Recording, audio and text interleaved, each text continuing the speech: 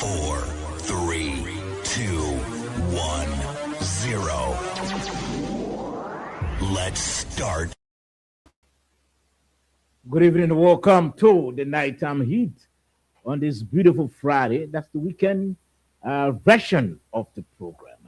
We want you to listen and view the program. And of course, you want to view just tap Nighttime Heat on your Facebook or your YouTube channel.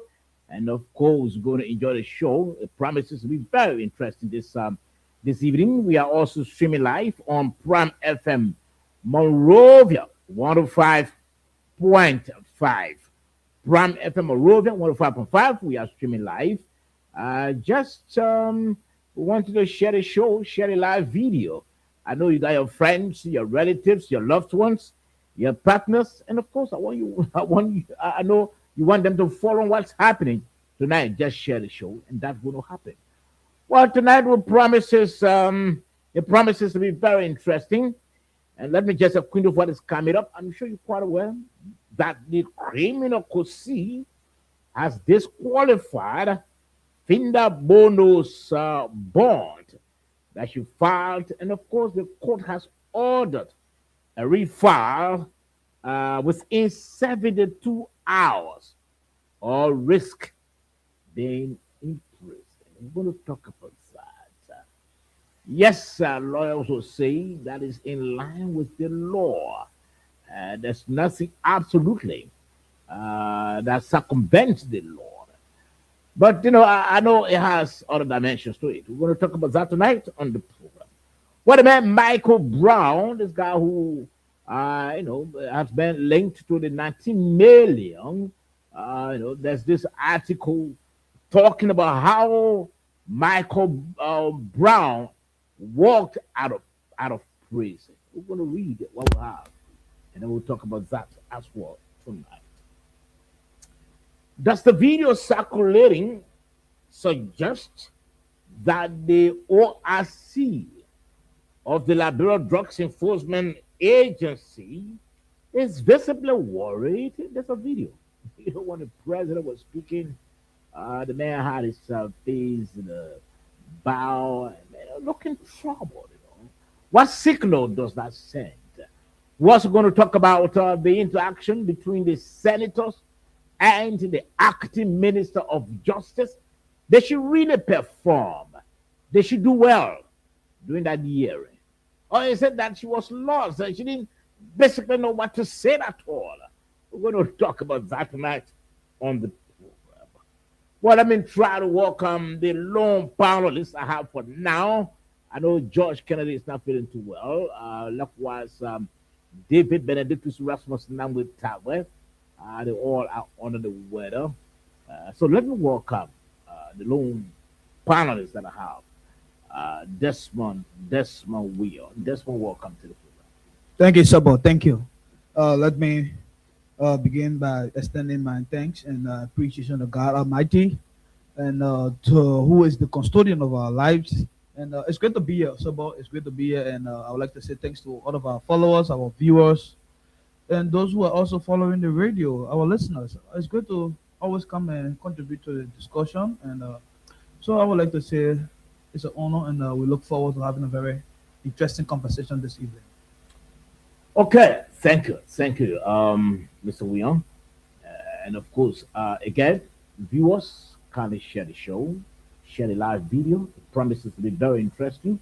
This program is your only non-boring program. We don't entertain invectives on the program. Yes, the debate, the heat is always created, but we don't use invectives. We don't encourage anything of that nature because we are professional people on this program, so we don't encourage that. Kindly share the show, share the live video. If you are watching, share the live video so that your friends, your relatives, your loved ones, your partners can also follow what's happening tonight on the program.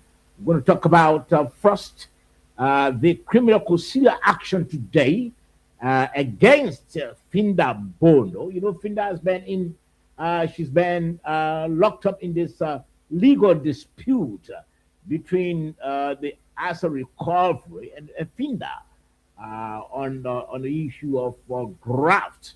So, she was the case started against her, and she filed a valid criminal bond.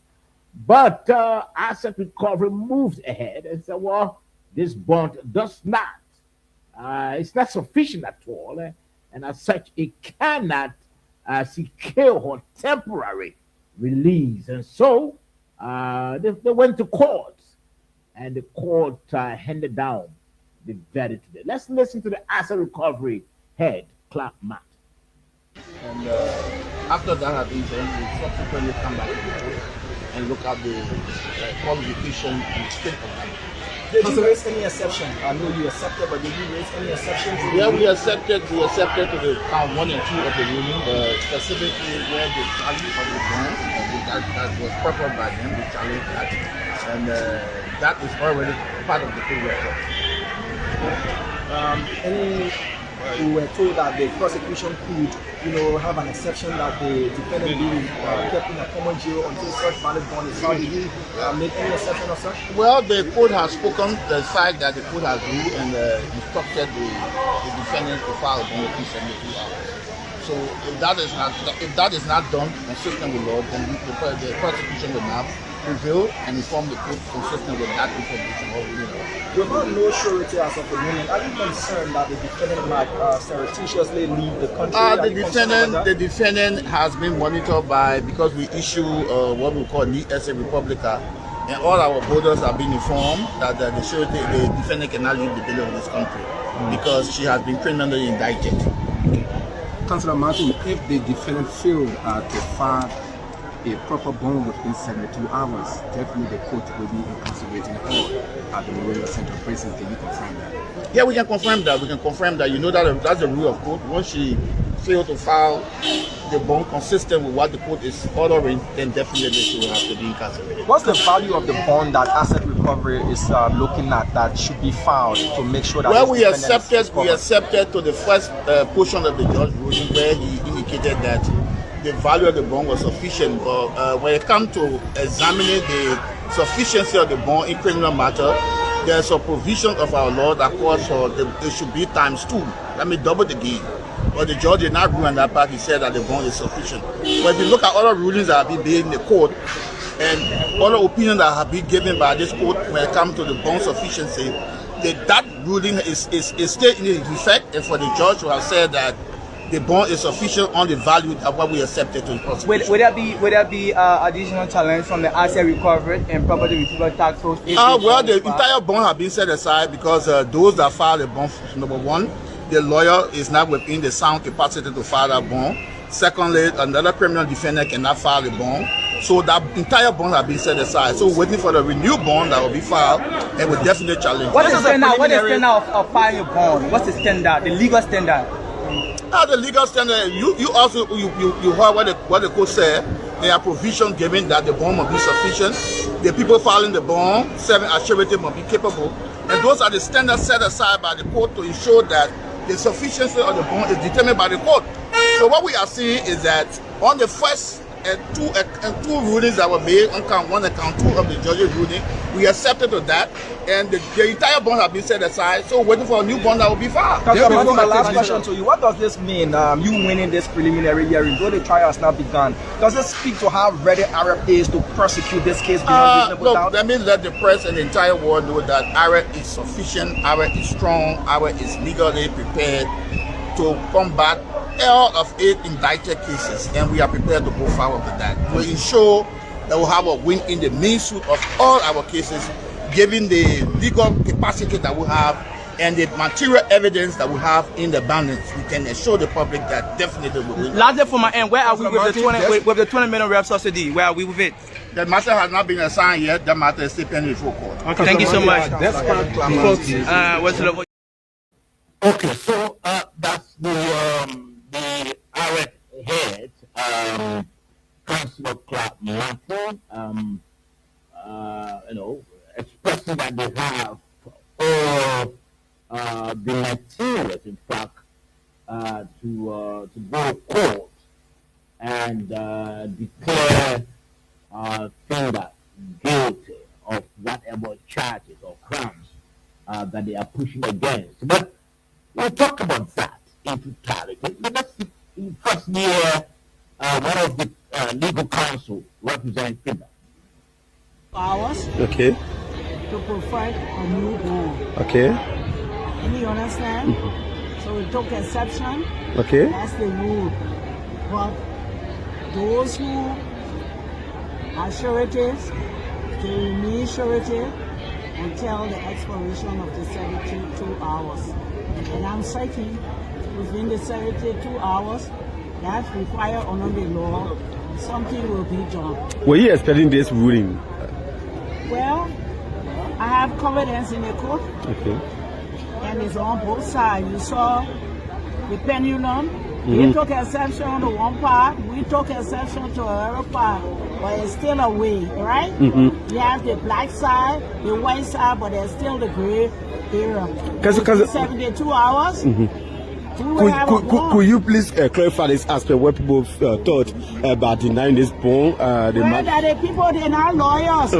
Like say, they say, and instead of they going to school to learn, they will just assume. This is the court of justice. Okay. So nothing wrong with them. They will talk. So, Madam Bonnet, she's not going to jail at all. No, she's not going to jail. That's the part. Order her to jail. The people who stood for her will still be within 72 hours until you get found born. I know. Okay, that's one of the legal counsel of Pierre Bondo. She's Pierre Bramboul, Councillor Pierre Bramboul. But let's hear from you your takeaway from what transpired today in Koyakusi. Well, from the ruling of the court, you know, sometimes when this thing happens, we are not lawyers. You know, said it's fair enough that we with a disclaimer, we are not lawyers and we don't intend to pretend, or better to pretend as one. So, but this is a very clear, scenario. When these kind of criminal investigations are ongoing, especially where a bond is being filed, it is the court that makes the determination as to whether the bond is valid as per the gravity of the case or not. Whereas to another party could also take exception to the bond being filed, but that party is on an obligation to better convince the court. Why is it that this bond cannot be used as a valid, a validated, person to be used in the case. So in the case of Finabolo, I think Arab is stepping more tougher. Is pushing more harder in terms of getting the whole thing done. One of the things that I realized is that on the side, if they go and file bond in 72 hours, they will also take exception to that. They say that. So what comes to my mind is that isn't that they just don't want they accuse or they let it to be so much interested just yesterday or Barrister taking her to the court, prosecuting her because it's from the conviction that they have the material evidence that they believe that can have the woman, have a prosecutor, have a guilty for the crime, thereof. So he said that. And another thing from what I got from the constitutional lawyer, who is one of the legal persons on the defense counsel of Finabondo, said 72 hours is a long period. They will stay far in a newborn. So now it is before them, or it is upon them to find your newborn. So at the moment, the normally Arab have won. Because Arab won in the case that Arab challenged the bond to say, look, this bond cannot stand. So therefore, we must act it before the judge.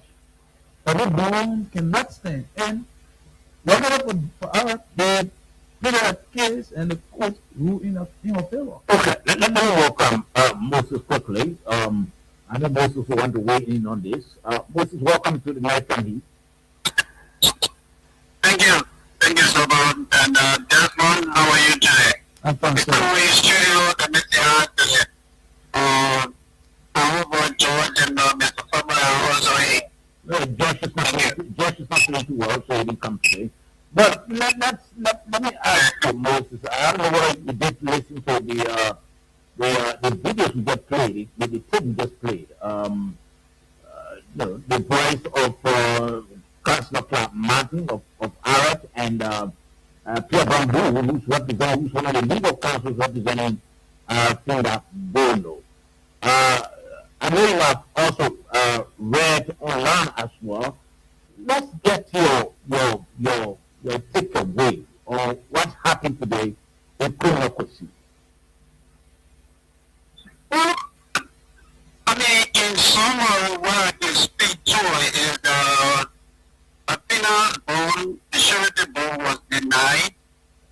And she was given 72 hours. And the calculation is going to be based on working days. Weekends are not part of that. So hopefully by next week, the expectation is that she will be able to secure another bond and partner with the court. However, the thing that I would really like to speak to is the double standard of the Unity Party.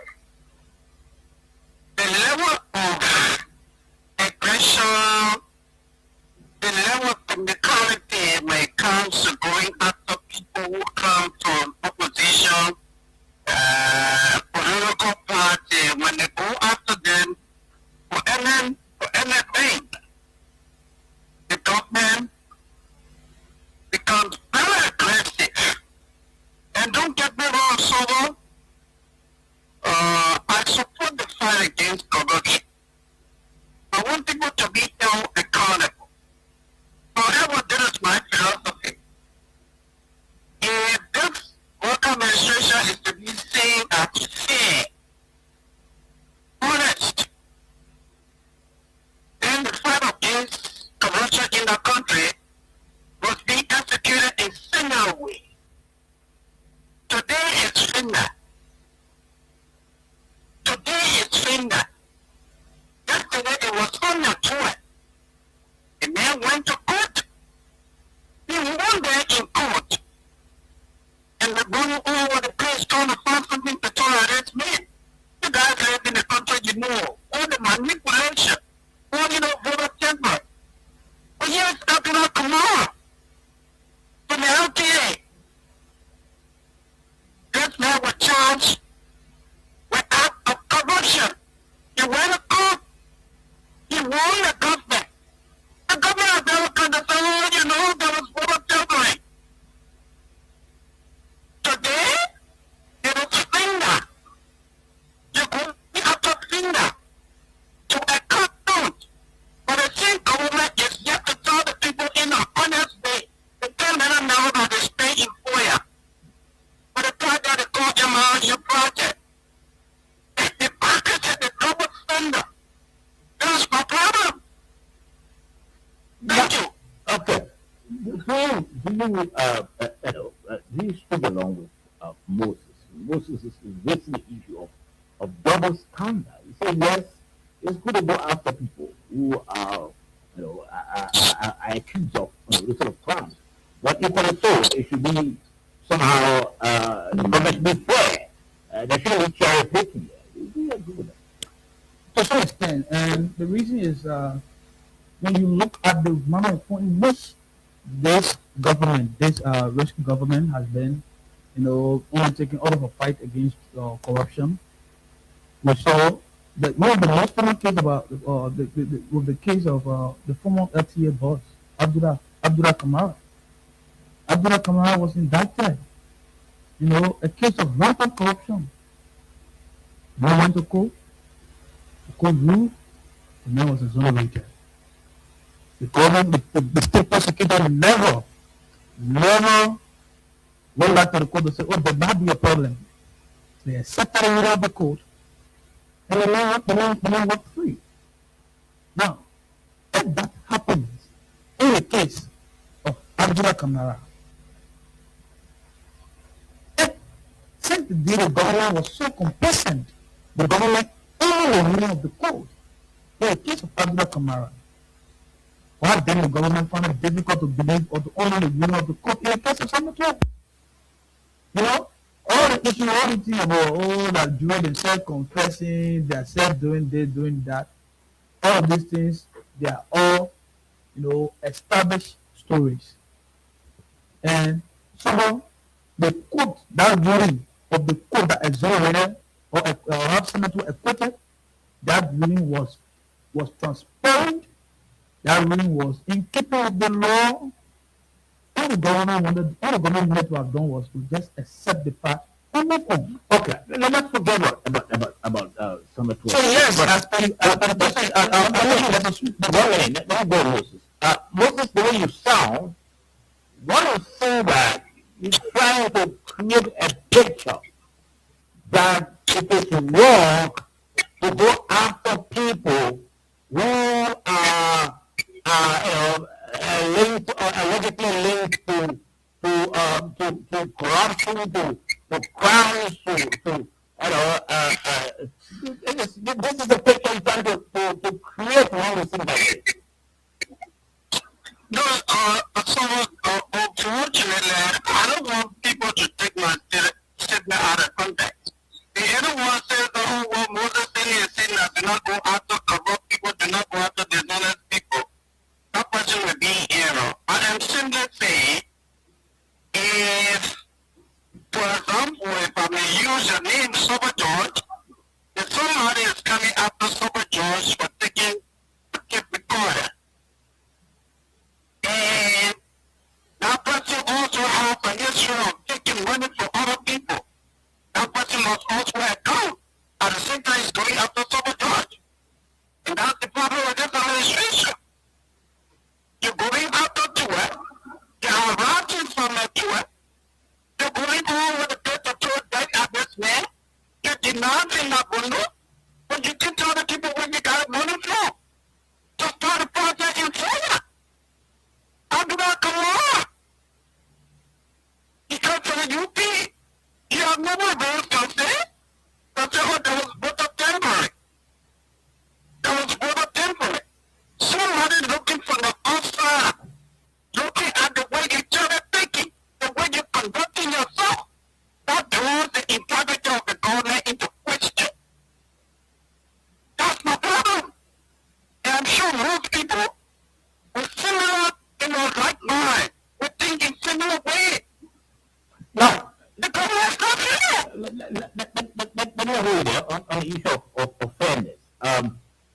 So, are you drawing the conclusion that there are the government is only targeting former officials and not those in government, or are you drawing the conclusion that look, the government is not the right the messenger to preach the issue of morality and integrity, because itself cannot explain as to, like no reference to the issue of the prayer.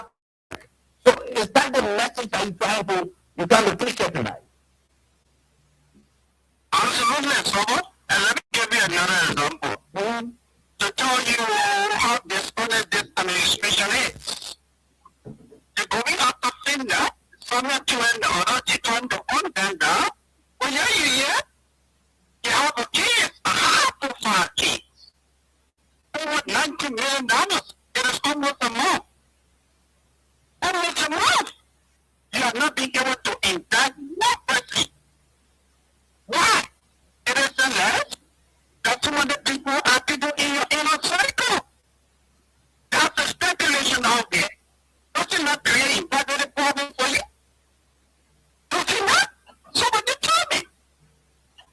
When you lead by example. You don't tell it. If you tell everybody to come to work in a court, at the head of that, you should be there in a court. You don't come as you please. And that's what this administration is doing.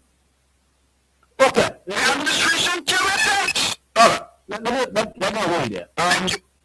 With that couple of cases, gentlemen, the issue of the rice case involving the former Minister of Foreign Affairs and Mayor Moore, plus others, they were picked up slightly beyond bad. And after a few days or a day, they were released. We have the case of the arson case. So a couple of high-profile cases we do have that are on the docket. But what are we seeing? What you're reading is that this administration is just intending to ruffle former officials of the coalition for democratic change, or governments actually committed to the fight against corruption. Let's hear it. Well, I mean, it would have been more understandable if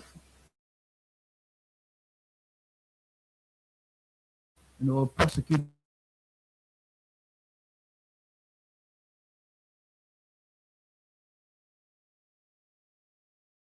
the own administration, especially because there are reports that Mr. Sani referenced the Fuller project. There have been contradictory statements from the Minister of Information, the Presidential Press Secretary. You listen to the President himself. That was a joint venture of which they cannot tell up and down. How much Senegal government has contributed? How much the Guinean government has contributed? How much the Afghan government has contributed? Since it is a non-American project, that it is not only Afghan government that is only now taking the source or the funding.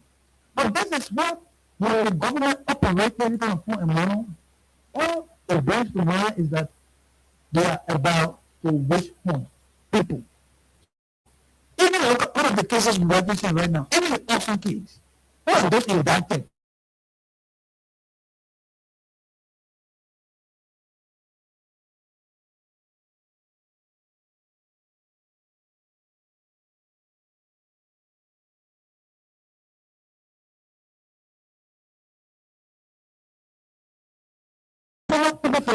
The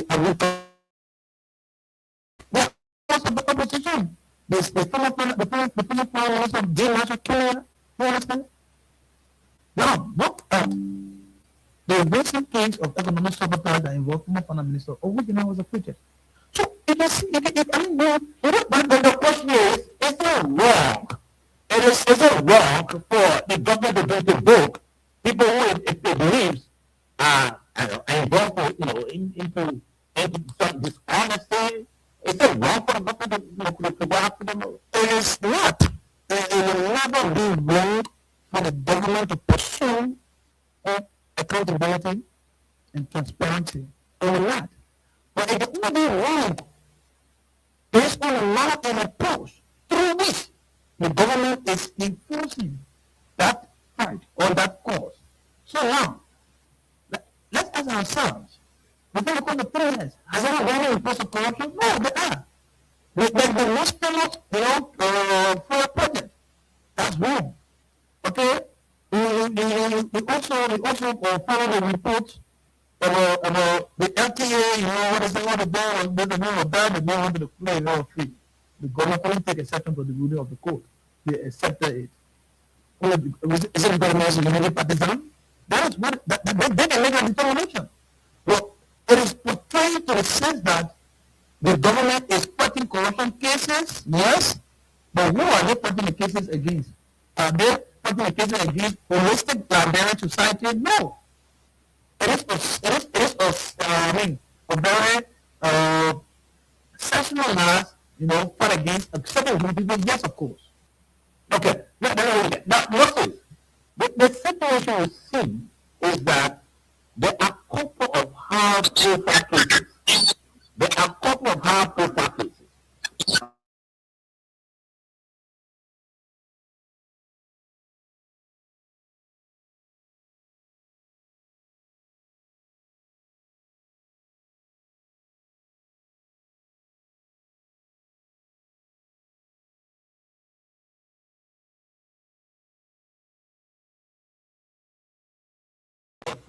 Now, the case of Kindabolo is also included. Is it that the government is piling upon itself lots of cases, high-profile cases that it doesn't have the capacity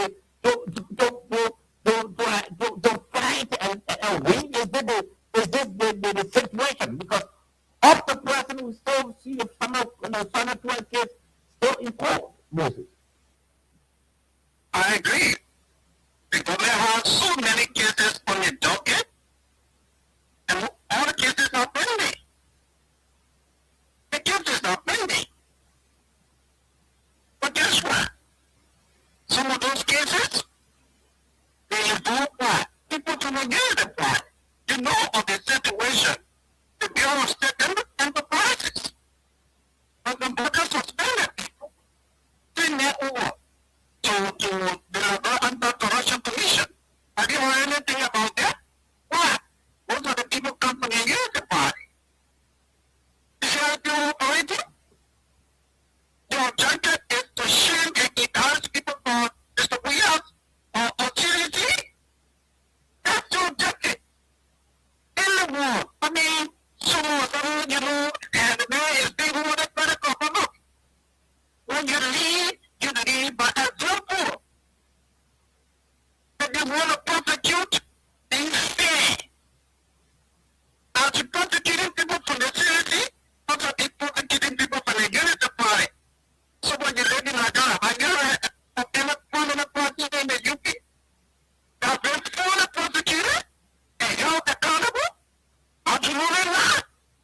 What they do, they come and lie every day. And the full project, we can't talk about it because of security implications. What are you talking about? You use your taxpayers' money? You think the people have the right to know? Okay. Let me hold you, Moses. I want to replay the tape concerning Crab Martin. Our colleague said something, and I want us to capture it. When he said, he even indicated that if the ball was still really far, everybody was challenge here in the first. Now,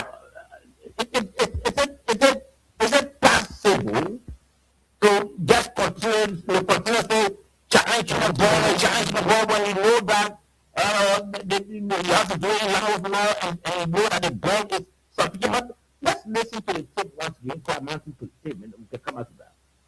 And after that had been done, we subsequently come back and look at the qualification and the state of that. Did you raise any exception? I know you accepted, but did you raise any exception? Yeah, we accepted to the count 1 and 2 of the ruling, specifically where the value of the bond that was proposed by them, we challenged that, and that is already part of the full record. We were told that the prosecution could, have an exception that the defendant be kept in a common jail until such valid bond is filed. Did you make any exception of such? Well, the court has spoken the fact that the court has ruled and instructed the defendant to file a bond within 72 hours. So if that is not done consistent with law, then the prosecution will not prevail and inform the court consistent with that information already. You have no surety as of the moment. Are you concerned that the defendant might surreptitiously leave the country? The defendant has been monitored because we issue what we call NIE Esse Republica, and all our borders have been informed that the defendant cannot leave the building of this country because she has been criminally indicted. Councillor Martin, if the defendant failed to file a proper bond within 72 hours, definitely the court will be incarcerating her at the Moreno Central Prison. Can you confirm that? Yeah, we can confirm that. We can confirm that. You know that that's the rule of court. Once she failed to file the bond consistent with what the court is ordering, then definitely she will have to be incarcerated. What's the value of the bond that Asset Recovery is looking at that should be filed to make sure that? Well, we accepted to the first portion of the judge ruling where he indicated that the value of the bond was sufficient, but when it comes to examining the sufficiency of the bond in criminal matter, there's a provision of our law that calls for it should be ×2. Let me double the gain. But the judge did not rule on that part. He said that the bond is sufficient. But if you look at other rulings that have been made in the court and other opinions that have been given by this court when it comes to the bond sufficiency, that ruling is still in effect, and for the judge to have said that the bond is sufficient on the value of what we accepted to the prosecution. Would there be additional challenge from the asset recovery and property retrieval tax force? Well, the entire bond has been set aside because those that filed the bond, number one, the lawyer is not within the sound capacity to file that bond. Secondly, another criminal defendant cannot file the bond. So that entire bond has been set aside. So we're waiting for the renewed bond that will be filed, and we'll definitely challenge. What is the standard of filing a bond? What's the standard, the legal standard? The legal standard, you also heard what the court said. There are provisions given that the bond must be sufficient. The people filing the bond, serving as surety must be capable. And those are the standards set aside by the court to ensure that the sufficiency of the bond is determined by the court. So what we are seeing is that on the first... All right, now, this is what I want us to listen to. And Mr. Moore said it earlier. It slipped up my ears, so I want us to repeat it. What he said, if she refiled, we still have to challenge it. Now, how possible can that happen? So that a bond is refiled, and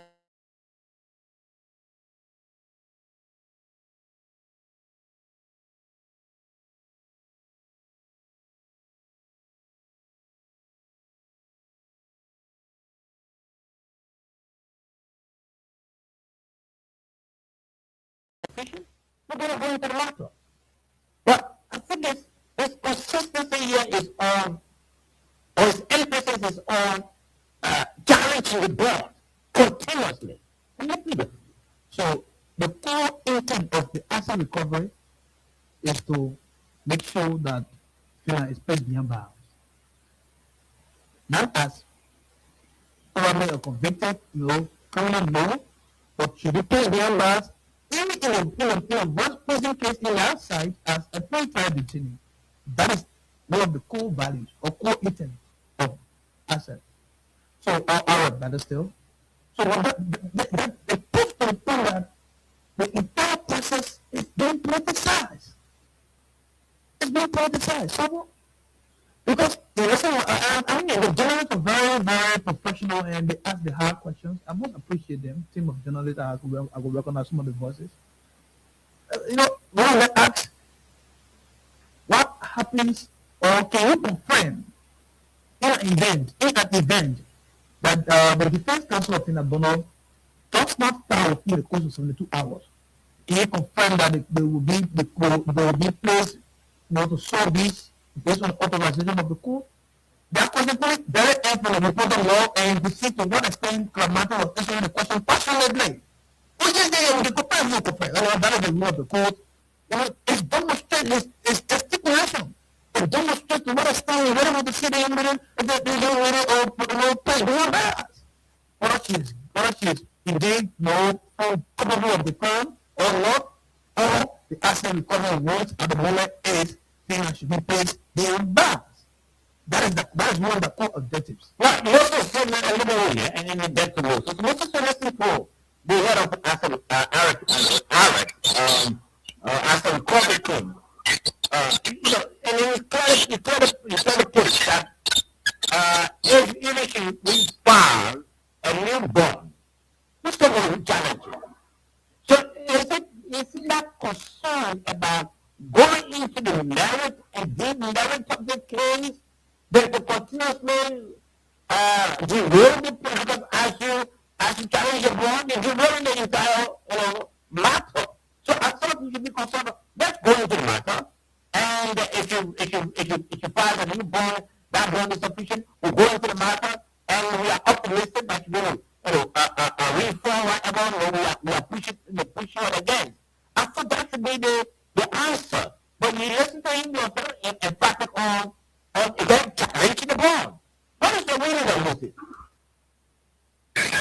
Well, really, today's sober is that Monty of the Asset Recovery Task Force is fixated on making sure that FINA goes to jail. That's the fundamental objective. And let me get to note on down the line, but one thing I can tell you is that the task force has the right to terminate the board. And that then going to fall within the scope of the presiding judge to determine whether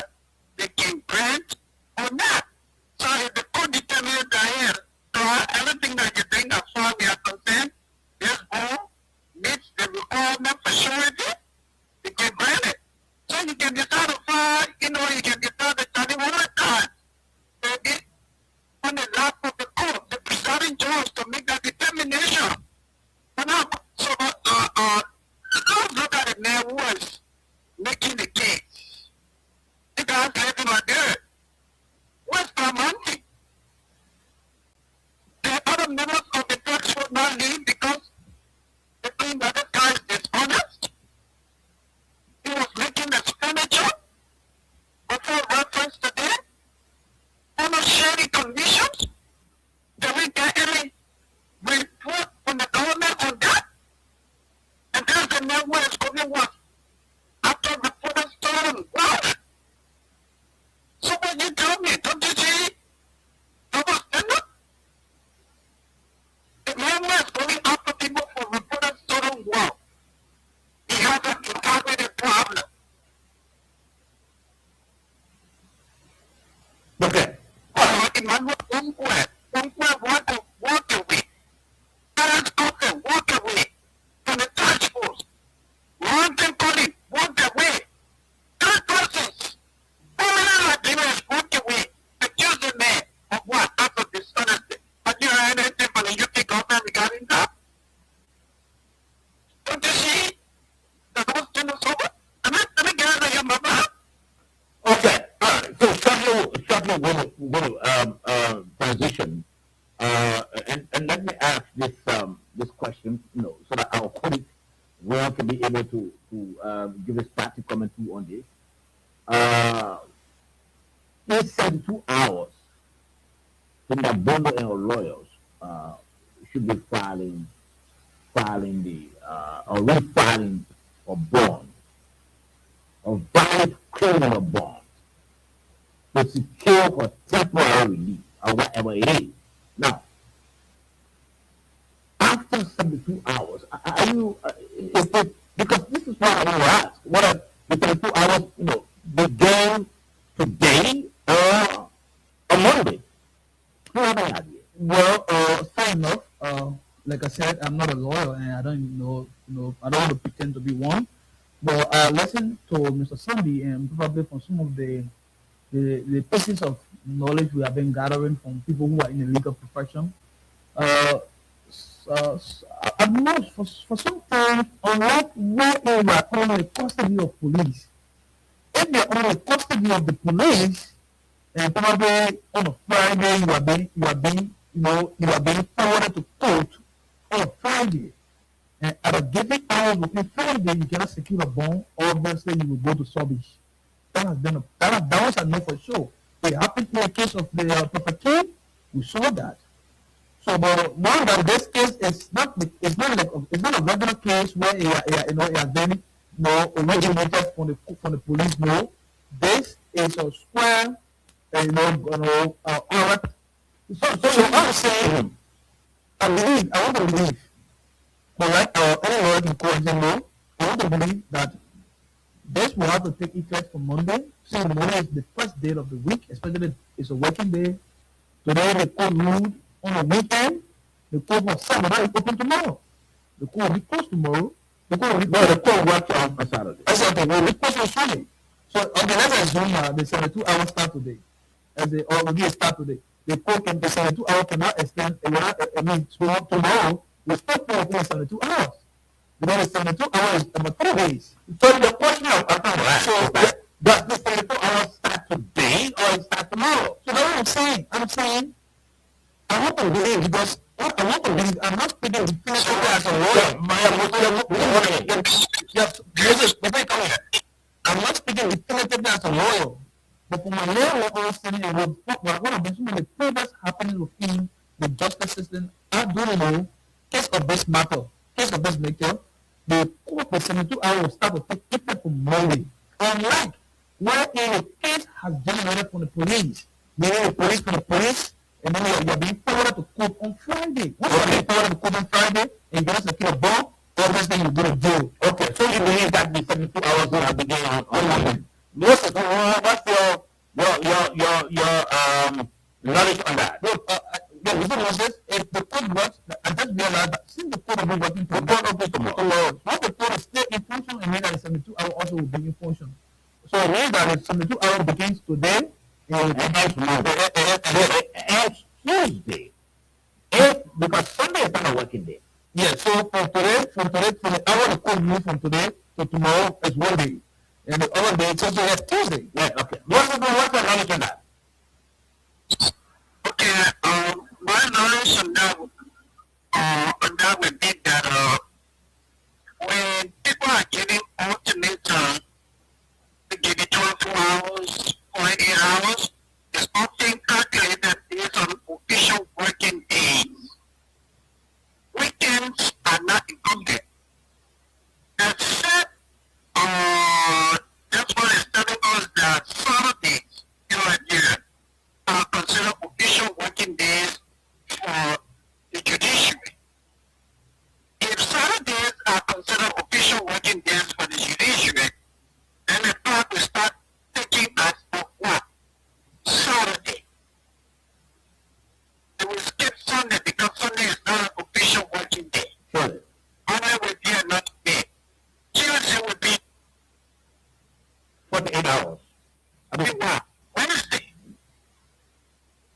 She will have up to Wednesday.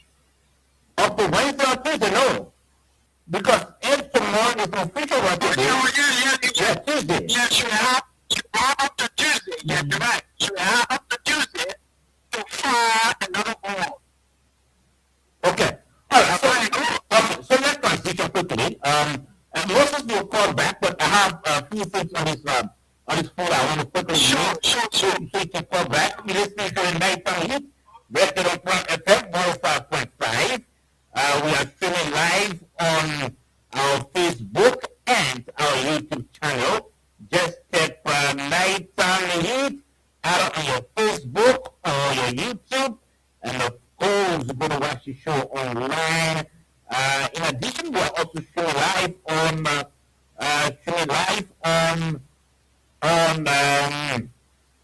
that's our Pump FM platform, Pump FM Morovia 105.5. I'm trying to find something quickly to read Pump FM Morovia 105.5. We are streaming live also on Pump FM Morovia 105.5. So you can just do the best you can to follow the show, watch the show online, and also on radio. Enjoy the show. This, like I said, this is your only onboarding, radio show at night on Prime FM. Now, let's talk about this. Much talked about Michael Brown, how he walked out of prison, and then something was reported today by the Liberian investigator. Let's give him the credit for that. But let me go through what they have. The man Liberian senators now one investigator did not walk out of a Kakata prison. Did not walk out of a Kakata prison in 2024 because a court cleared him of trafficking 10 kilograms of kush. He walked out of prison because two women, his fiancée and his sister, signed a single sheet of paper, promising to bring him back for treatment and for trial. That paper, a statement of guarantee dated August 21, 2024, and contained in court files obtained by the Liberian investigator, sits at the center of a question the Liberian Senate reopened this week. How did a defendant indicted for a first-degree drug felony, the law itself calls non-bailable, end up released from the Kakata Central Prison, and why has his name resurfaced as a person of interest in the U.S. 19.2 million cocaine seizure at the Rabos International Airport? So the senators are concerned. How did this man name surfaced? This was a man who was indicted already, and he was, in prison. On July 1, 2026, during a special open session on the cocaine probe, Senate Pro Tempore Yambli Kanga Lawrence ordered the Senate Committee on Judiciary, Claims and Petitions to investigate the defendant's release after Inspector General of Police Colonel Gregory Coleman told lawmakers he had previously been jailed on drug charges and released under a court order. As reported by the New Dawn and the Liberian Observer, his reappearance among the probe's persons of interest prompted senators to ask how he got out of prison in the first place. The court files supplied the court files, supplied that answer, and raised questions of their own. Now, gentlemen, it's clear. The IG doing the hearing confirmed that this guy was released on a court order.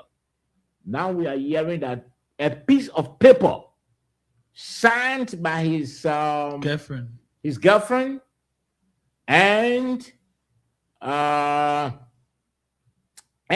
his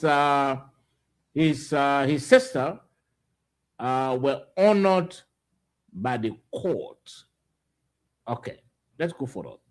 The case, Republic of Liberia versus Michael U.S. Brown, was filed in the 13th Judicial Circuit Court for Mount Gibby County before a St. Circuit George T. Siafa Kerry. In the August term 2024, Brown, listed as 34 and a resident of ELWF Junction in Pinzo, worked as an information technology officer at the Roberts International Airport. Brown was arrested at the airport on July 24, 2024, over two cartoons declared as T and okay. Let's end it there. The paper has reported that this case was being heard at the Kakata Magistrate Court, and this guy, in fact, was indicted. His release was prompted as a result of a piece of paper. A piece of paper.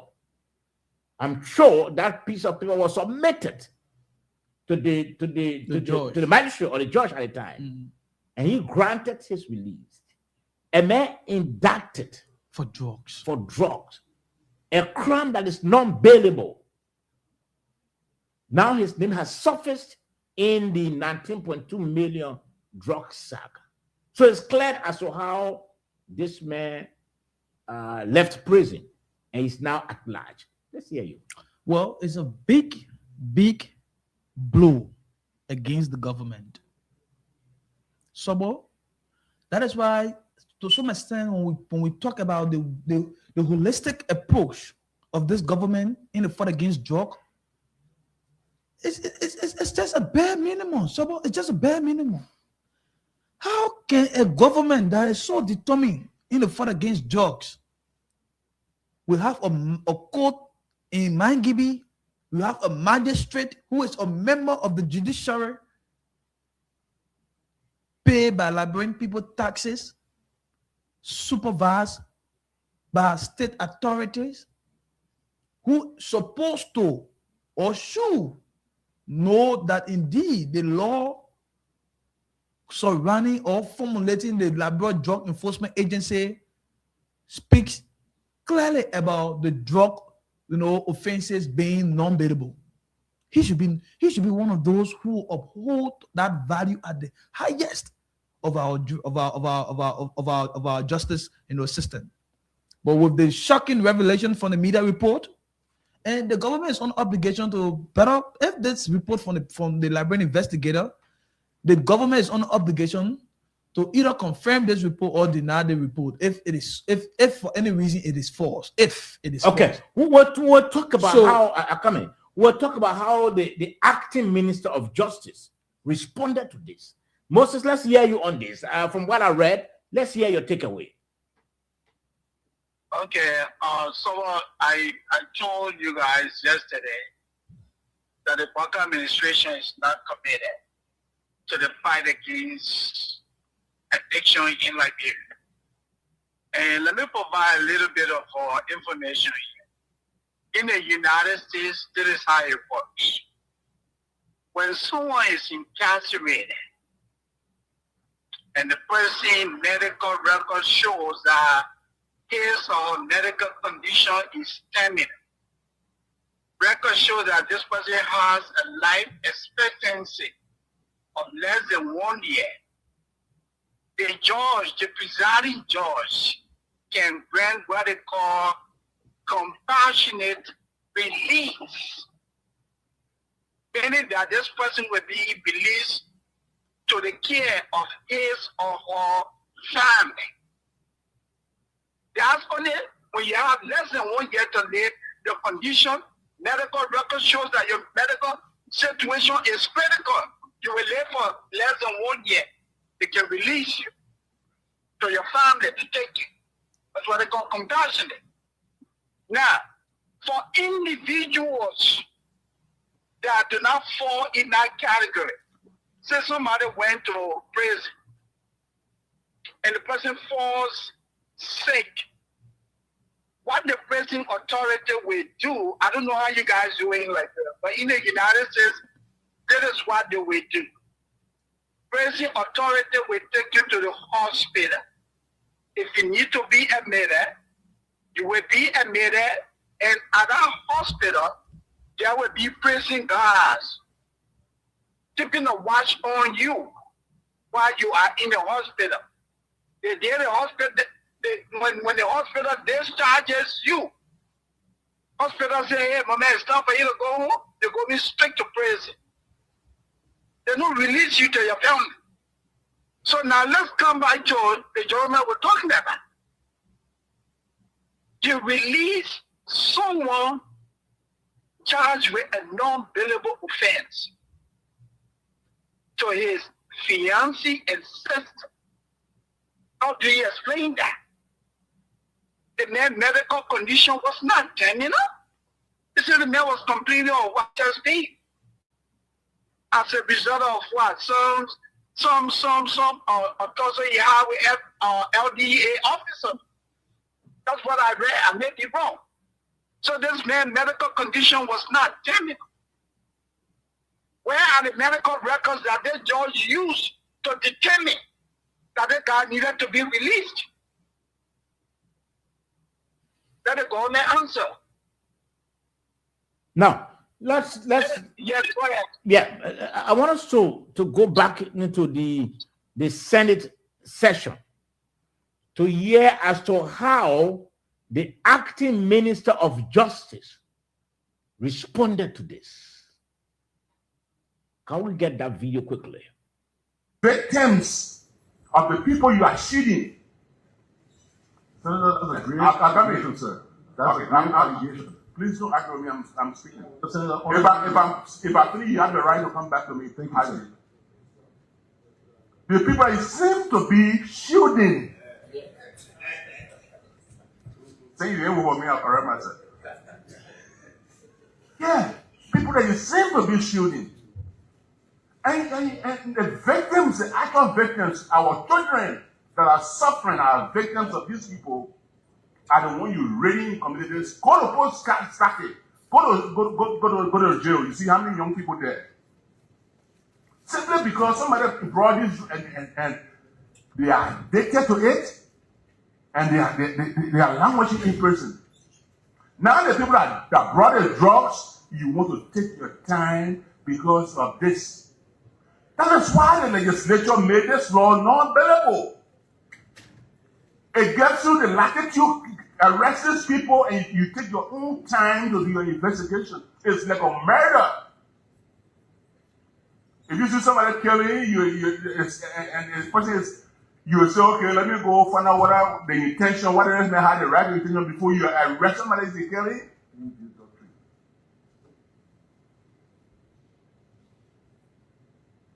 Let me go to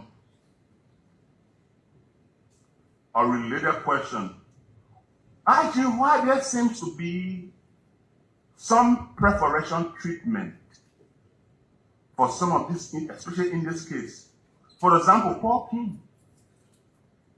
You just told us, to this body, that Paul King is the one who has the residence where the drugs were sold, where the drugs were picked up and taken to the airport. And Paul King he will report to your station in the morning, I'm here. He goes back to his business or some other business. Why is he getting some preferential treatment? You are. Yeah, let me go further. People, you arrest at the border of Sierra Leone border. Is that what you do to them? If you go to the communities, is that what you do to our people, our children? Why do you do that? Why? There seems to be a preferential treatment for these people in this particular case. As you why? Honorable Senator, thank you. First and foremost, we're not shielding anybody. And it may look like that to you, but let me just confirm it that we're not shielding anybody. And if I do see a crime happening, the plain view doctrine, I will make an arrest immediately. So that's not something that I will say, I need a warrant to arrest. However, what you're talking about being preferential treatment, Mr. King is not being treated any different from anybody else who's in this investigation at this point in time. Senator, it's difficult that I got to keep saying this over and over. This thing, if we rush it, I wish the way how you explained it, you made it so simple and easy. I would take out the whole, you made it so clear. You made it very clear, simple, easy. I would take out the whole poor king here, carry him with a bunch of drugs to the port, and just tell you what, explain to the judge, I said, I didn't make a whole country to carry the drug. He don't want to carry it to the airport, and he don't want to get to the port to carry it, and they accepted that, they just process it. If we do that, they will throw it up. They will throw it up. Who will throw it up? The court will throw it up. Who? Which court? The court. Okay, I'll come in. Justice Minister, we invited Justice Minister, please come in here.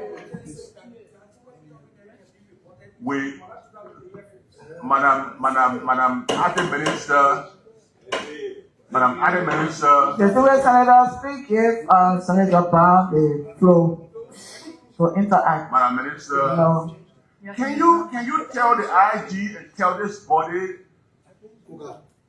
why do you think the framers of this law made it non-bailable? Why is the implication? Question.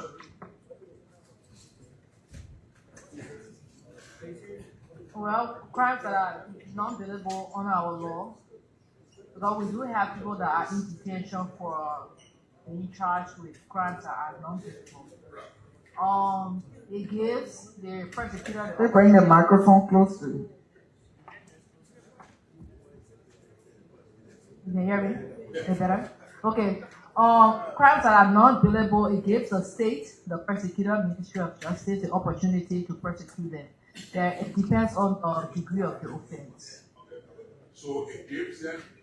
If it is non-bailable, the state can effect the arrest. And while that person is in the custody of the state can conduct investigation. Am I right? Correct. So why are we not doing it in this case? Honorable Senator. That's why I said preparation treatment. Because the law gives you coverage. It is not like the 24 hours deadline, 48 hours that you have. You charge, and you can continue the investigation is non-bailable. So why? Honorable Senator, at this point, the Ministry of Justice working on this case, it was started to National Joint Security Investigation. So it's not just the police and national security, other national security. Can we get another view on our law, senators, on the non-bailable aspect? I think it's yeah, we want to get. Senator Brown will come back to you. Let's get more on that. Senator Taylor, you want to speak to that? We have to make that clear. If I'm given an opportunity, Madam Minister, Madam Pro Tem, distinguished colleagues, the issue about a crime being non-bailable is to give. Use a microphone. The non-bailable issue. Arrest is not normally the first thing to do, unless there's a coverable cause. Senator Brown's issue here, Madam Pro Tem and distinguished colleagues, There's a probable cause established already. You got drug, cocaine. You know the warehouse they came from. You know the carrier. If they can say who it for, they for them. Prosecute them. You get the answers that you're looking for. But you don't have the person loose in the streets, in the house, in the night, interacting, destroying evidence. Why is that your cap? Why do we, Madam Minister, what is the level of your supervision over the police in this matter? Because you should guide the police. You should guide the securities. So why? You are the chair. Honorable Senator, as the IG mentioned previously, we've had instances of 100 million worth of drugs in Liberia. Madam Minister should tell us clearly whether in this case, in this instance, these suspects should be arrested in accordance with the law, in accordance with the drug law that says it should not be bailable. Thank you, Madam. You have to tell us clearly. You are here as the Justice Minister. Thank you, Honorable Senators. What I was saying is that we've had instances of 100 million worth of drugs in Liberia. We've also had instances of 50 million, and now we have instances of 19 million. What we want to do is to ensure, because the investigation is going on. Should the suspects be arrested by now in accordance with that law? We want you to tell us exactly what should be the case in accordance with that law. Honorable Protect, to be under custody while they're being investigated. That is the question that we want the minister to answer. The ministry to answer. You represent the Ministry of Justice. Honorable Senators, we're begging for a little bit time. When we came earlier, no, Madam Minister. That we just sought to play that, and what do you see there? And I will talk about mine, but what do you a disconnect, or what is it that you see there? Because the acting Minister of Justice could not perform on that day. She's underperformed. What do you see there? Let's hear from you. She's underperformed, and her underperformance was triggered by two factors. What I observe, one could be incompetence. Another one could be acting on political instruction. But that is where, because all of the questions being asked at a young lady, she barely couldn't answer them. She didn't appear organized. The first thing, she was not even looking prepared. When they asked her about this other question, she would jump to 100 million worth of cocaine came in the country. How does the question has to do with the investigation, the ongoing investigation about those who have already affirmed and confirmed the consignment being kept to the house and not being under the police, custodies as it is required by law? That is the question. The questions, a lot of the senators have been asking her. But whenever they ask her, she say, 100 million just came, 50 million just came. How is that possible? What is the connect there? I know. What is the link? She and this is where the government needs to be more prepared. Look, we saw this again at the House of Representatives when the Justice Minister himself and the ORC Biago, when they appeared before the lower house, you saw several sections of contradictions within our communications. There were multiple sections of contradictions. Today, it is just a repetitious display of what happened with her own boss, the minister himself, the Justice Minister proper, also too. And Lieutenant Biago, they were speaking very contradictorily in a manner and form through which nobody could understand the core subject of that communication as a team, as a national security team. Okay. So this lady This lady, the acting minister, she didn't do well, and she has created more loopholes for the investigation to even create more suspicion. Because you see some of the definite questions that the lawmaker will ask you. I think Greg even performed double times. Greg, as the police inspector general, who works under her supervision as the head of the Joint Security Council or committee, he performed, more than all. And it is administratively inept. Because one of the questions I ask her, coming to Moses, what is when they say a crime is non-billable, what is it? And you could not even, she could not even explicitly explain that. One of the disappointing moments for explanation was the fact that she asking the host to give her time. Time for what? Time to do what? Let me hold you there. Moses, you listen to the acting minister of justice during the Senate hearing, Moses. What did you gather from a performance? Look, Saba, I just want to piggyback on what you and Desmond are saying in studio.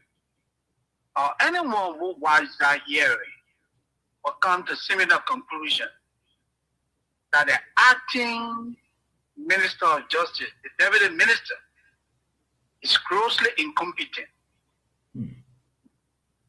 This woman is Deputy Attorney General, Republic of Liberia. You saw how poorly she performed.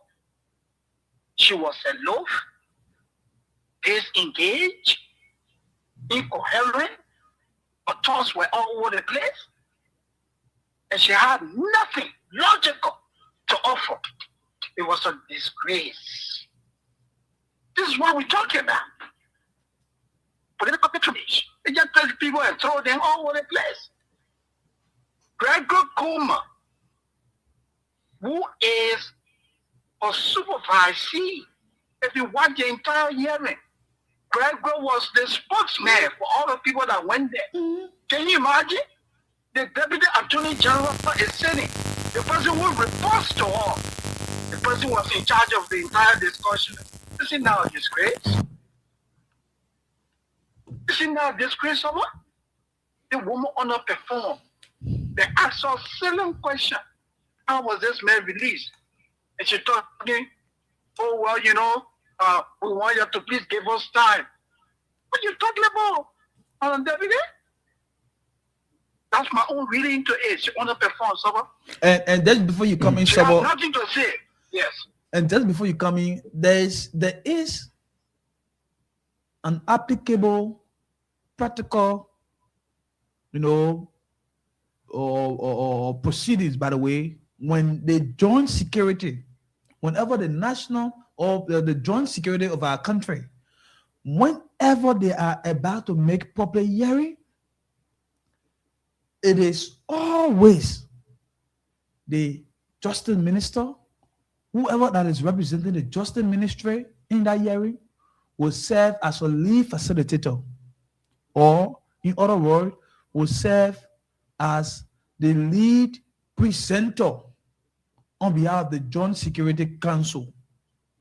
What we saw in the Senate public hearing with the Joint Security members, the head is there, or the subordinate, who is the RD, was serving a capacity that the head should have been in. Why?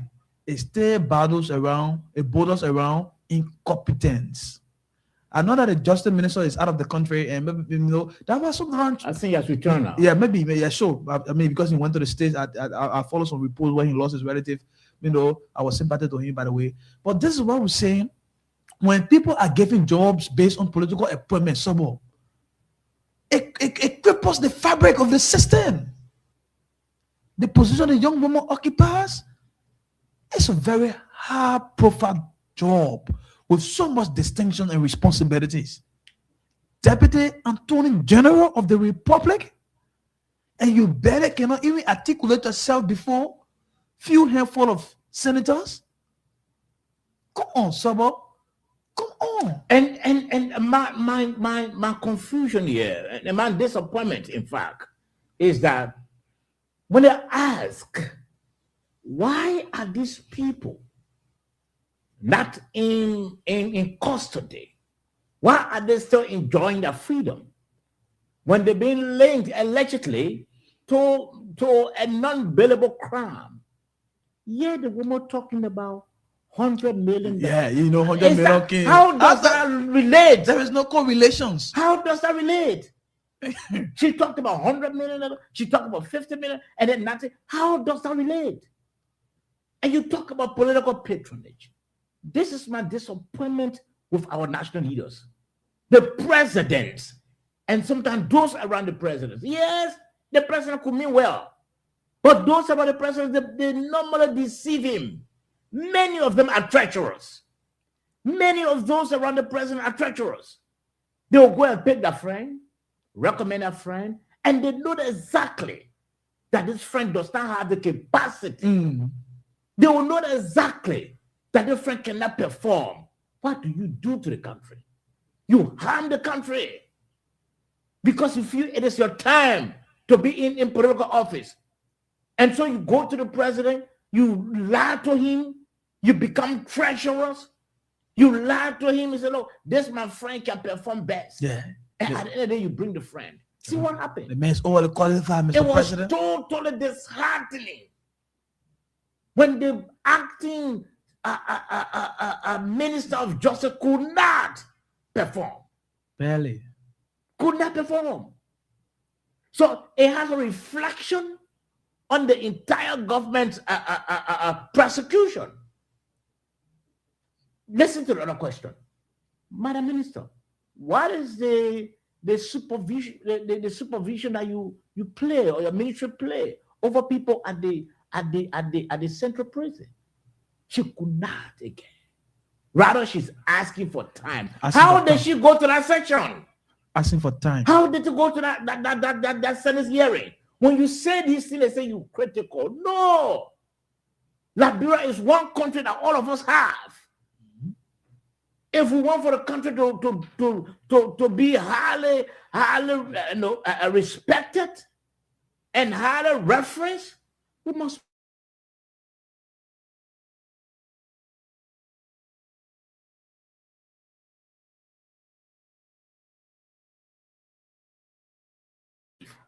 When she nearly took over, she said recruitment in my government will be based on 3 pillars: competence, qualification, and character. Yes. But this sort of government, my people, you know, when you talk and they say, "Hey, that guy, you see the other government acting Minister of Justice, she could not perform before the Senate. A joint security team is before the Senate, and only the Inspector General answering questions. And yes, Gregory did extremely well. He did well as compared to the rest that were sitting there. Gregory knows the issue. It's just like, yes, some of the issues he could not really, because at some point in time you saw him fumbling. He became emotional. He became emotional. And you expect that the only man that will answer a question. His boss was an acting general. Sitting there. Look, President Boyka, you need to do some reshuffle. And this is not about United Party partisans. You are running a country now. You are not running the country for a United Party.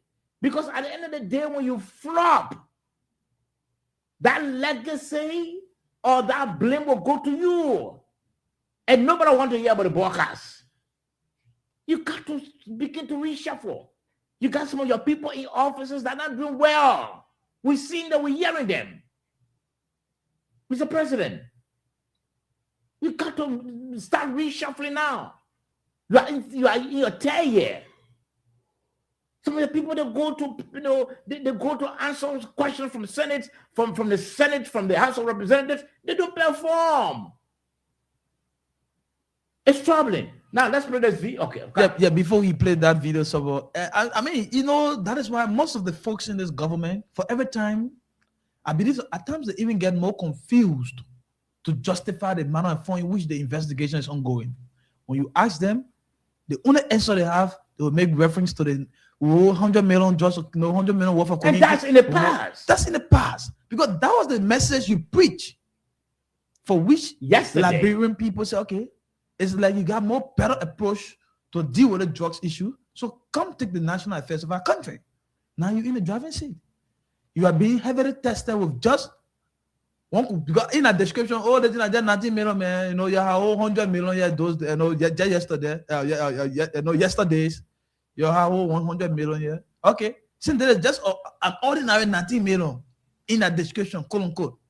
Why can't you treat this ordinary 19 million with the level of professionalism it needs? I think, but on the contrary of that, yesterday, the 100 million worth of cocaine they are referencing, when the cocaine was burst at the airport, a lot of people followed that investigation. Those who were linked to the case were all under detention, and the government pursued the case. Yes, we agree that the government now had sufficient evidence to have these corporates placed behind bars, and the case, later won against the government. That is fair enough. It's understandable. At least the government did something. What happened?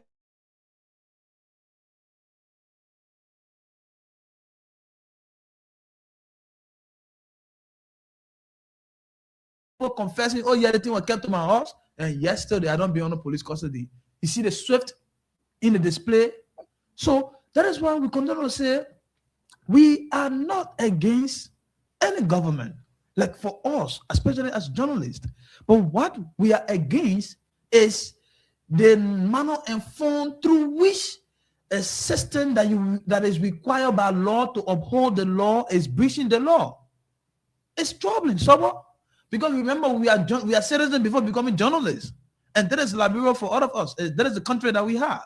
So if we cannot speak on this issue now, then when? Now you bring me to a situation when Akame Moses, when the Senate asks the question again, we are listening to the Nighttime Heat. Can you share the live video? So that your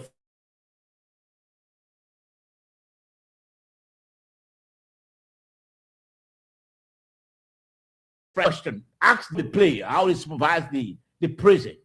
Look, I was sitting here, who's not even a lawyer, and I don't intend to be a lawyer.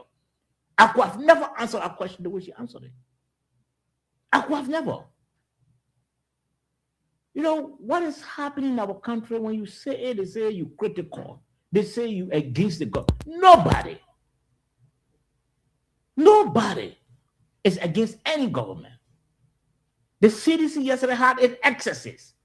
And today, people who in power were at the throat of the CDC. Today, the CDC is gone. So if you have your excesses as well, people will have to talk about it. We expected a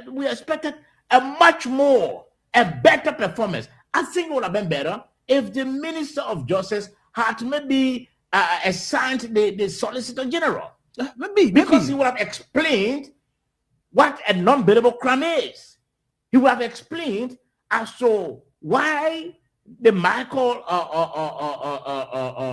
Brown was released. He would have explained as to why these people who are allegedly late now are not behind bars.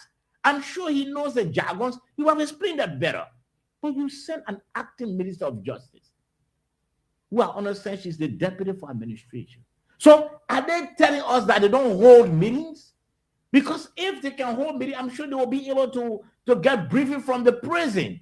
They'll be able to get briefing from the Assistant Minister of Prison. Don't they meet? Is that the impression that they gave us for the Minister of Justice? They don't meet because the Minister fumbled. She didn't do well. Moses, let's hear you. Yeah, look, so you guys have said it all, and I just want to piggyback by saying this. So what we saw that day, when those people appear at the Senate, is what we call, with particular focus on the acting minister. That woman is an epitome, meaning a representation of the tyranny or the negative consequences of political patronage. That woman is profoundly incompetent. She should not be at our ministry. So what you told me, Deputy Attorney General, Republic of Liberia, was she not embarrassed that she was in a meeting that the director of police overshadowed her? Gregory Coleman was the spokesman. They asked her a simple question. Hey, look, no billable offense. She fumbled over that. Where did she come from to become deputy minister? These are the people that are running their affairs. And let me say this. You know, you guys were talking about how this administration being in power for almost 3 years now. Yet, people in the administration, everything or anything that has to do with negativity, the first thing they turn to is George Weah administration. Today, the Deputy Minister of Information, Daniel Salo, he said the country is having problem with drug use because of how the problem was handled by the Weah administration. Can you imagine that? Mm-hmm. You people being in government for almost 3 years. When you declare addiction, the problem of addiction, drugs and alcohol, as a national security threat. You think 3 years, and you still want to bring George Weah Solo? Are these people in the right frame of mind? This is unfortunate, my brother. I don't know. This is why people are even saying that. And honestly, I side with those people. I think President Baka, you know, if he has to step aside, then just step aside, man. The man's not in charge of anything. And this is the man who want to give us 2029. Come on. Okay. Yeah. Moses, let me hold you there. Yeah. And still throwing much more emphasis on the performance of the Deputy Attorney General Sobo. Like you said, you are not a lawyer. You would have performed better than that young lady. Perform better. Imagine asking a woman when a crime is non-biddable. When a crime is non-biddable, what role can the Ministry of Justice play? The woman is that justifying, or depending on the gravity of the crime. They say crime is not. Once the crime is non-biddable, it means that the crime gravity is on an increase. It's a felony against the state. Let's just say that they say, depending on the gravity of the crime, once a crime is non-biddable, there is nothing that called depending on the gravity of the crime. It means that that crime, whoever that is into that crime, cannot be filed or bond, will be rather placed under the detention of the state, will go through the prosecution by the court. If he or she is exonerated, will be set free.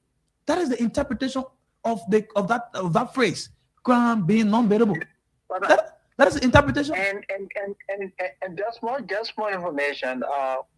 All crimes committed against the state considered to be first-degree felony are non-bailable. Murder is one of them. Rape, one of them. The situation of rape is one of them. Drugs, everything. The problem of addiction in our country, which the LDA, the government of Liberia, through legislative enactment, have defined as a first-degree felony. It means that you can get no bail. That's what it means. They will take you out, they will keep you in prison while the matter is being prosecuted. And you have a Deputy Minister of Justice.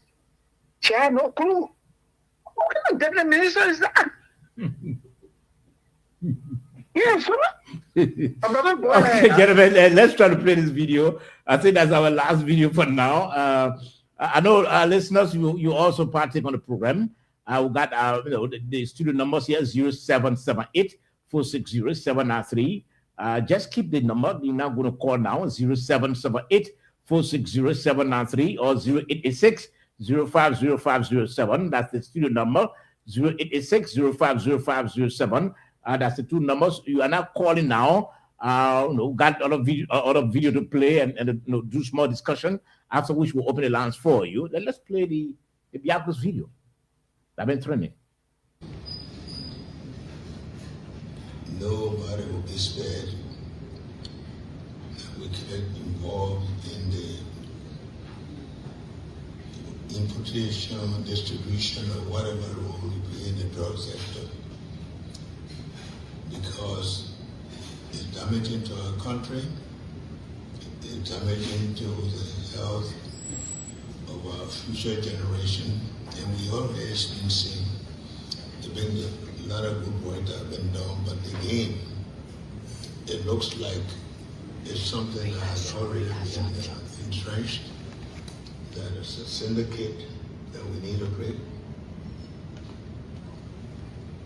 But the drug epidemic is a national emergency that we have to deal with. And so it would be nice for the cabinet to take a firm position after the discussion to just re-emphasize our sword drawn at the drug trafficker, drug whatever it is. And so today we are happy that we're going to deal strictly with drug and substance abuse. And so the Director General of the Cabinet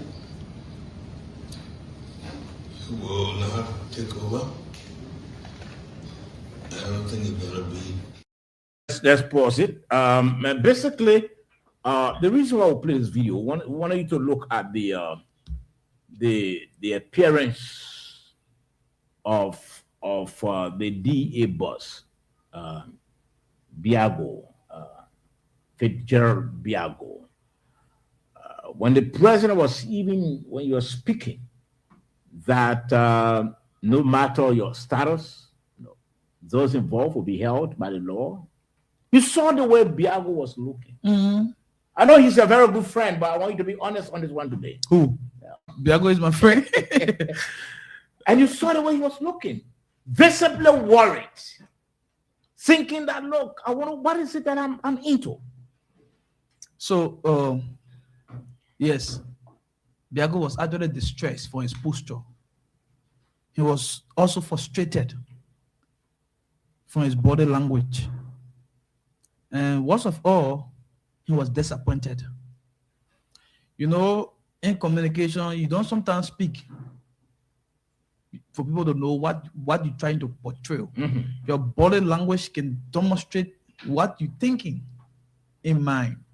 And that is the case with Biago. Watch the video. Biago, when the president was speaking, Biago kept shaking his head, high, whole head bowed down, you know, dropping his skull, like in a kind of distress moment, like somebody who is acting under immense pressure. Like, I believe he may have been thinking, look, the president is talking different thing, but he doesn't know what's happening. He really doesn't know some of those members within the cycle, some of those pressure that we are operating on. Because Biago, being the supervisor of the investigation, would know who the investigation started with. He may have been. I know the pressure and the investigation can be intense. Sometimes they receive calls. It's obvious. Sometimes they receive calls, different calls. You know, to fight drug. Do you know why? Let me just hold you there. Do you know why Biago and his colleagues at the DE are not talking anymore? Well, I'm sure apparently that might have been based on instruction. So once gotta remain quiet. So the next spokesperson now will be the Inspector General. So once it is being elevated to the joint security level, it means that the Justice Minister can determine who speaks on behalf of the case. Because once the case is being elevated to the joint security level, above the level of the LDEA, in our capacity, the Justice Minister, who is the head of the joint security, can designate anybody to speak on that case. So maybe it is in a wisdom. Now, let me ask you, what was running through his mind, you think, based on that body language that Biago was in? What was going through his mind? Well, like I said, I point to few descriptions. He was actually frustrated. He was not just only distressed. I mean, the investigation I think it's overwhelming and is actually exhausting the energy of Biago. That is why you saw his appearance at the House of Representatives when he and his boss, the Justice Minister, went there. The man was just announcing, not saying different thing about who that's saying different thing. because he was like, let's just talk. Let me just talk what I know, and let me just say what I know, and to just get it done and get my, But then where he found himself almost like in the middle of the seesaw. Biago, when the person was talking, and I believe what was running into his core is that I wish I could just have the opportunity to interact with the person one-on-one, let me tell him some of the things he needs to know. Because mind you, even those who are members of the joint security, they are not everybody who talk to the president. You talk to the president through your head, through your boss, who is the justice minister. So the justice minister can filter, the one he thinks that the president wants to hear, or the one he thinks that he should tell the president is what he carries to the president. So Biago, the president was talking about it, and one of the things the president said, I saw Biago at that moment, he bowed his head, like shaking it, napping his, his head repeatedly when the president said, a lot more is being done, but I think that is it is entrenched into our system. It's a whole syndicate. When the president said that, he repeatedly shook his head like the president saying the right thing. But I want to say that maybe they are deceiving the president that a lot more being done. Nothing more has been done about the whole investigation. So the president speaking in the cabinet meeting saying a lot has been done, but he thinks it's an entrenched system of the syndicate into our our entire governance structure, and therefore it should be curtailed. That is a deception. Those who advise the president on this investigation, they are deceiving. All right, let me hold you there. Moses, you watched the video and you saw the way Biago was you saw the body language, you saw his face. In the fight, at some point in time, he bowed for some minutes. And what do you see was running through his mind? I see my resignation was appropriate. I need to bring up my resignation letter now. Well, what do you see was running through Biago's mind? Well, excellent question. And so let me come from two perspectives on this. Mm-hmm. I will be speaking as a journalist, and I'll also be speaking as a clinician. In my line of work as a clinician, I do a lot of assessment. And one of those things that I do when I sit and talk to people, I read their body language, their affect, their whether the person is listening, the person is not listening, whether the person is angry, the person is not angry, whether the person is interested in the conversation or not. So now let's come back to the question. Let's begin with the president. You listen to the president. Did he sound like an authoritative figure? The man spoke like he was talking to his grandchildren. A regular conversation he was having. This is the president of the Republic of Liberia presiding over a cabinet meeting. The tone of voice, I'm not saying that he should raise his voice, but you know what I mean when the president speaks. Everybody should listen. When we communicate, the only way we get to know that people are listening, people are interested, when we maintain what? Eye contact. Did you see Biago looking at him? No. Biago said, that would be my own reading to look.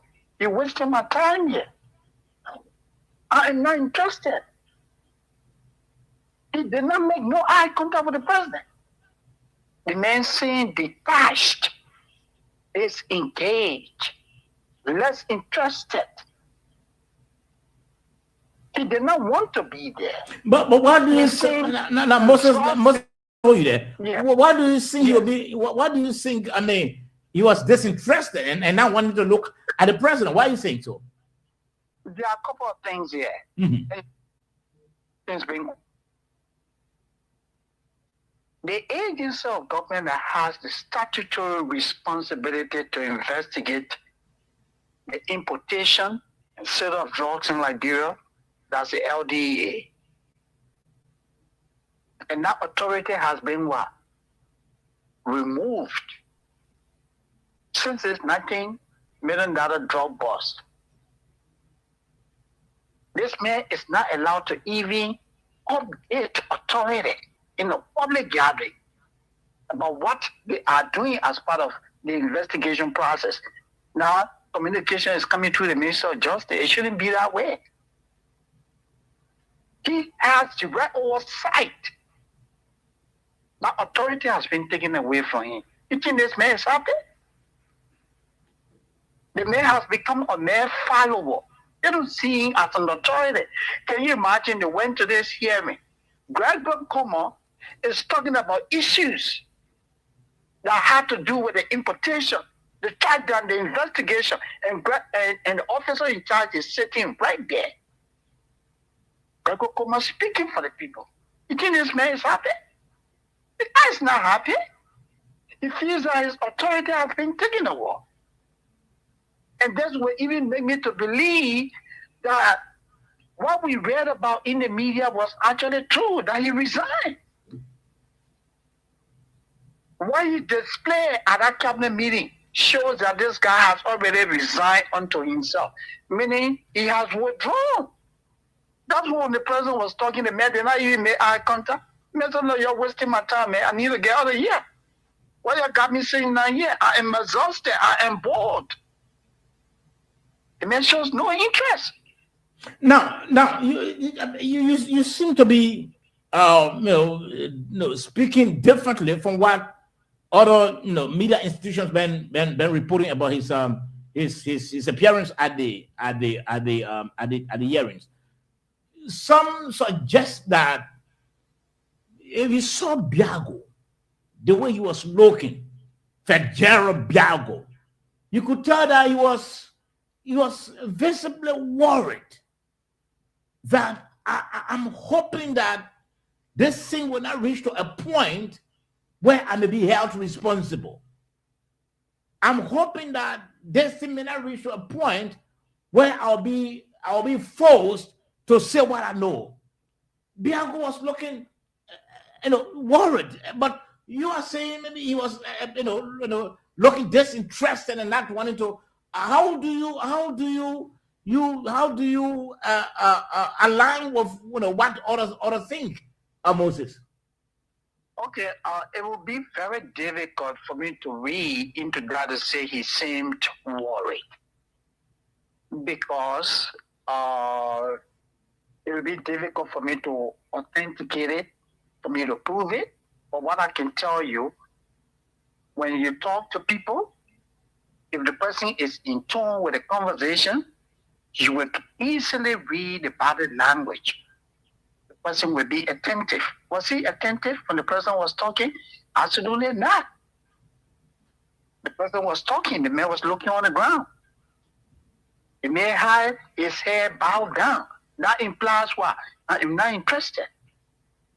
I need to get out of here. Okay, let me hold you. Let me hold you there. Mr. Wion has a different version of that. Yeah, so certainly I have a very discerning view.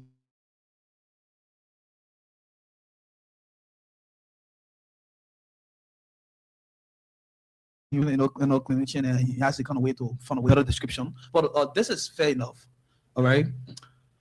The posture of Biago does not depict that he is disinterested or he is, wanting to resign. No. What? Anybody for that matter, just by statute of examination from his posture, you understand that Biago was more of being disappointed as per what the investigation is producing and what the president is saying. Like two different things. Because Biago is in the middle. He's at the center of this investigation, because his institution was the one that made the arrest. The investigation started with his institution. So he has some sufficient, hands-on evidence that he, as a person, in his opinion, maybe by now there could be people placed behind bars. But it has been elevated to joint security level, and the pressure, and he has his own family, his reputation, his character. So he's worried about that. He's worried, and the point is, the president wants to fight drugs, and maybe he, as a person, wants to fight drugs. But how collective are the forces behind or surrounding the president? Because if you look at what the president said, that nobody, no matter your position And when the president went on that, you saw him, he was shaking. And that's to say, that's to also default with Mr. Sandy when he said, "Oh, the man, for the fact that the man wasn't looking at the president means in disinterest." No, so in communications, the body language all matters. It's not only about the eyes contact, especially communication as a forum of that nature. It is not a face-on-one communication where only somebody are talking to me, I'm looking at you, somebody you looking at me. But in a group conversation, just like a forum, you don't have to. Everybody don't have to necessarily be staring at eyes at you, but you gotta read a body language. If they are falling into of the conversation, you will see the way they will nod their heads, and you see the way. Sometimes some people when they sit in and have a conversation, you see that they can be nipping at toes. Like, yes, this man is saying something very logical. You understand? But what I'm saying here is that this is the disappointment of Biago as per what the president is saying and what the investigation is doing differently. All right, gentlemen, let me try to announce our numbers here. I come in Moses, I come in 1 minute. We got limited time. 0778-460-793. Again, 0778-460-793 or 0886-050507. 0886-050507. That's the numbers to call, and you are live on the program. Initially, we spoke about the criminal code C decision disqualifying the bond filed by Finda Bono and a few others. We spoke about that. Also, we spoke about the Michael Brown, how he walked out of prison. We spoke about that. And now looking at the video of Biago, you saw that video of the DA boss. What do you think about that? Moses, let me take a few calls quickly. Let me take a few calls. Let's hear you. Okay, let me just say this quickly. 1 minute, Moses. 1 minute, Moses. We got caller on the line. Yeah. Okay. Yeah, go ahead. Thank you very much. And let me even to the hardworking family of the great private family, for the recognitions for the public and pocket, Robert. And I don't use this even for our known destiny. Hey, my brother, we'll find our destination one day. We'll find our destination one day. Go ahead. No problem. But seriously speaking, you see the issue about the rescue regime, they always bring themselves to public educations. Many scenarios, the rescue regime have never proved what we call government of getting success, or even government of independence, or government of selective, that what they have been proving. Can you imagine seeing a Bono? Are you kidding me? There was a bond that was filed, and you accepted the bond. Now you never said long time that the bond it was not sufficient. Think some of the waste home can be talking about? All the kind of things when people look at it, they know that you're not independent. You're not realistic in your fucking corruption, but you are selective. But we know that Zimbabwe will work all around code. It's still come to work victorious manner. But to conclude, you have to conclude on the issue about the drugs. You see how Biago playing here now? If you actually see that the war, people suburb. You saw how Mr. Biago, the DA, or how they call it, politician, he was very embarrassed when the president was speaking about the drug issue, because he knows the people like his teacher, or like him have better. But Mr. Biago, you are a professional individual. So you cannot be here.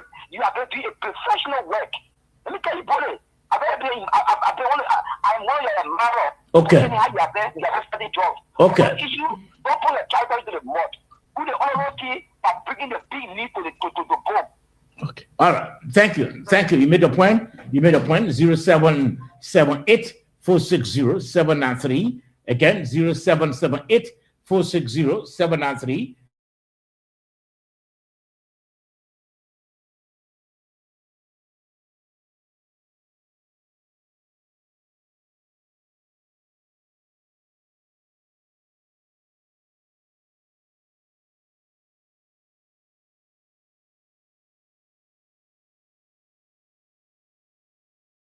Take this call up quickly.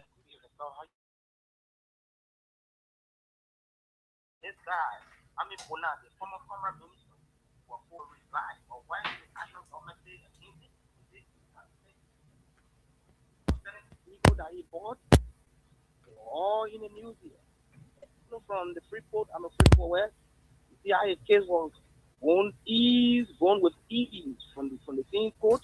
Nobody talked anything about it. Look at they man from immigration who they suspended for time indefinite. What become of it? Why they didn't look people for investigation? The people from the ruling establishment, from the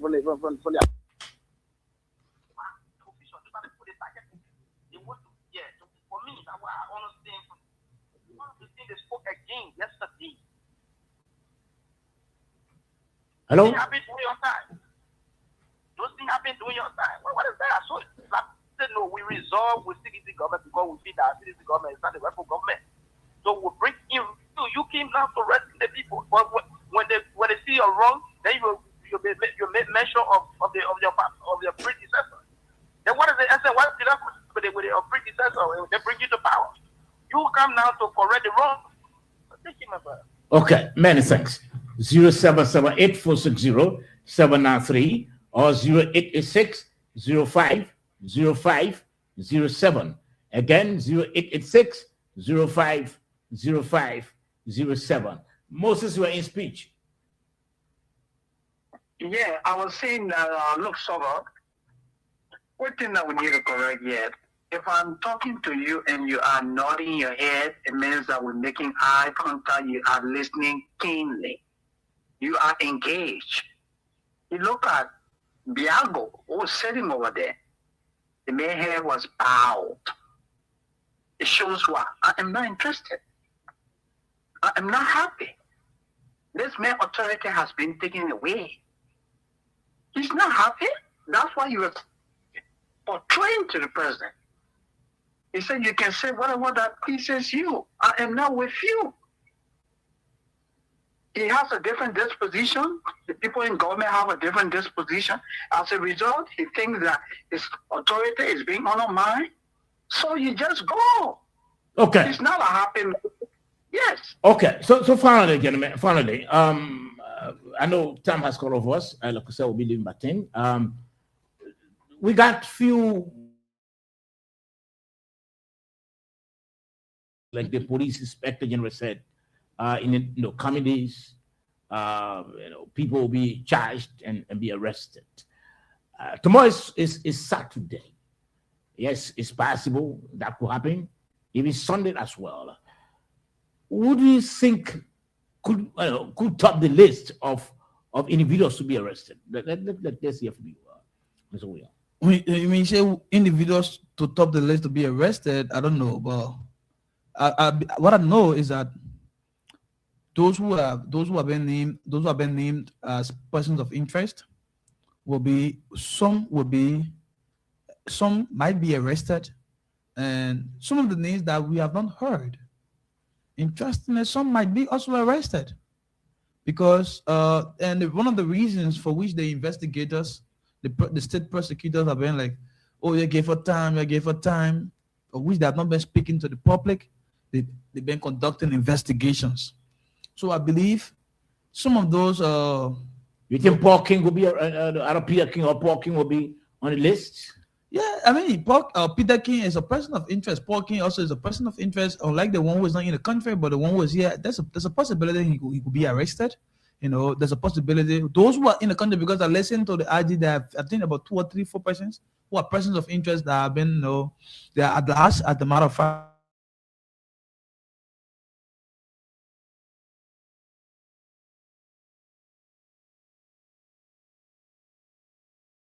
And some of the names that we have not heard. Remember now, the government have not spoken about this thing for over 2 weeks, and they've been investigating. So maybe they have generated some names, that might be, arrested too in the coming days. Okay, let me hold you there. Moses, you've been watching and following online, I'm sure. Do you have names in your mind to think that may likely top the list of arrests and yes, arrests by the police? I think one person that I can